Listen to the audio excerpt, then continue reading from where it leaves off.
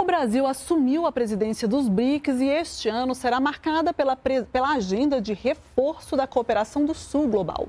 Pois é, o Repórter Brasil recebe o embaixador Eduardo Saboia. Embaixador, muito obrigado pela sua atenção com a gente. Esses temas são sempre delicados e são muito complexos. E a gente usa o tempo que tem disponível aqui para tratar, por isso que a gente volta aos temas. O senhor acredita que a agenda, por exemplo, de combate à pobreza, usando o dinheiro dos países mais ricos, ele tende a predominar ou tem outras questões mais importantes nessa edição de 2025? Olha, a presidência brasileira do BRICS, ela tem 5 prioridades que se alinham bem com as preocupações dos países do sul global, que são desenvolvimento, paz. Uma delas é a questão da cooperação, né? Cooperação, eu estava vendo no bloco anterior, estava falando de dengue, de vacinas. Exato. Eu vou dar um exemplo. Os países do BRICS têm a maior incidência de tuberculose. Então, existe uma iniciativa de colaboração em pesquisa de combate à tuberculose no âmbito do BRICS. Essa é uma vertente que pode ter um impacto positivo. Além disso, você tem uma discussão que é fundamental hoje, que é a da inteligência artificial. Como a inteligência artificial vai afetar? Como vai afetar o mundo, mas como vai afetar os países em desenvolvimento? Países que têm que gerar emprego, gerar renda, combater desigualdades. Então, essa será uma prioridade. Como é que será a governança?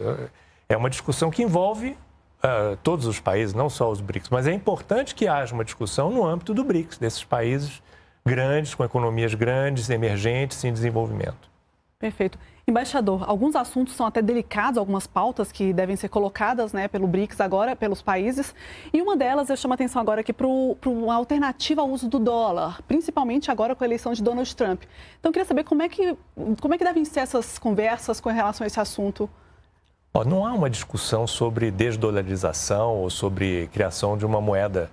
O que existe é uma necessidade, um esforço para aumentar o comércio, aumentar os fluxos de investimento.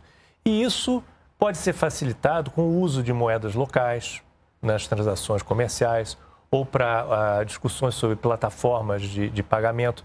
Isso é algo que ocorre, aliás, em outros âmbitos.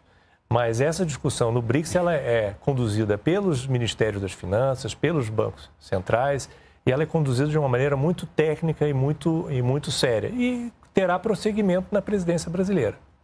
O Brasil tem feito um esforço muito grande no sentido de incluir mais nações, e nações nesse bloco, nações muito diferentes. Então, a gente tem um bloco bastante heterogêneo. Tem países com uma tecnologia muito mais avançada, por exemplo, a gente estava falando de tecnologia agora, como é a China, e tem países num estágio um pouco atrás dessa etapa. O esforço ainda é por aumentar o bloco, para reforçar os que já estão. Como é que vai ser o direcionamento brasileiro? Houve uma ampliação em 2024, na cúpula de Joanesburgo, quando foram convidados 5 países. Esses países, enfim, são países em desenvolvimento que aportam muito ao grupo. A questão da diversidade não é um problema para o BRICS. É ao contrário, é a riqueza. Então, nós temos, em 2024, tivemos pela primeira vez esses 5 países participando, foi uma boa participação, nos integramos bem, e esse processo de integração e de engajamento desses países nas atividades do BRICS continuará na presidência brasileira. A diferença é que, na presidência brasileira, nós teremos também os países parceiros, que é uma categoria nova de países que participarão de algumas atividades do BRICS. Isso foi aprovado na última cúpula, em Kazan, na Rússia, mas a participação desses países ocorrerá pela primeira vez em 2025. Embaixador, com relação à pauta climática, o governo brasileiro defende, né, junto com outros países também, aquele financiamento em que os países mais ricos pagariam para países mais pobres conseguirem atingir aquelas metas climáticas. Como é que fica essa conversa dos BRICS agora em ano de COP aqui no Brasil também? Então isso já vai, um evento já vai ajudar o outro também a fortalecer essa pauta? Exatamente, Lara. A gente terminou a presidência do G20 e agora teremos no final do ano a COP30. Então a presidência do BRICS ela faz uma espécie de ponte e é natural que países que representam quase a metade da população mundial, que são os BRICS, que representam, em termos energéticos, acho que é metade produção de petróleo, ou quase a metade da produção de petróleo, reservas de gás, que tenham um peso nessa discussão. E também países em desenvolvimento, países que querem... E países que têm algo a oferecer. Veja o Brasil, a questão da matriz energética, do etanol, e também do ponto de vista das iniciativas sociais, que sejam... tinha essa reportagem agora dos catadores de lixo, né, o papel que eles podem desempenhar nessas soluções. São soluções que acontecem em países em desenvolvimento. Então, é importante que essa discussão ocorra no BRICS neste momento, nesta presidência brasileira. Orientação do Brasil para essas discussões em termos de paz.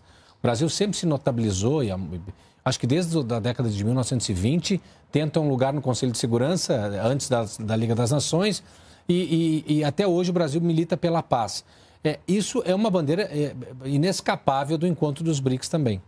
Sim, a discussão sobre a paz ela é fundamental e ela já acontece no BRICS. Então você teve, e acontece, primeiro porque você junta países, né? Quando você reúne líderes em torno de uma mesa, já é um sinal positivo, porque aquelas pessoas têm uma oportunidade de entendimentos ali, seja ali na própria reunião, como também nas conversas paralelas. Ano passado, nós tivemos a iniciativa Brasil-China dos 6 pontos sobre a Ucrânia, e o BRICS se manifesta também sobre a questão da Palestina. Sim. Então, é digamos, uma plataforma que se preocupa com a paz. Obviamente que os países terão perspectivas diferentes, mas a do Brasil sempre será a da paz e do diálogo. Perfeito. Embaixador, quero agradecer a sua presença aqui com a gente. Muito obrigado. A gente tratando já nesse início de ano de um assunto que a gente vai falar o ano inteiro, vai falar sobre isso. Muitas reuniões até lá também, né? Até o grande encontro mesmo. Tem muito material aí para a gente estudar, entender e, diante do possível, provocar as questões que são mais importantes. Embaixador, muito obrigado, viu? Eu que agradeço. Obrigada, embaixador, uma boa noite. Valeu, até a próxima.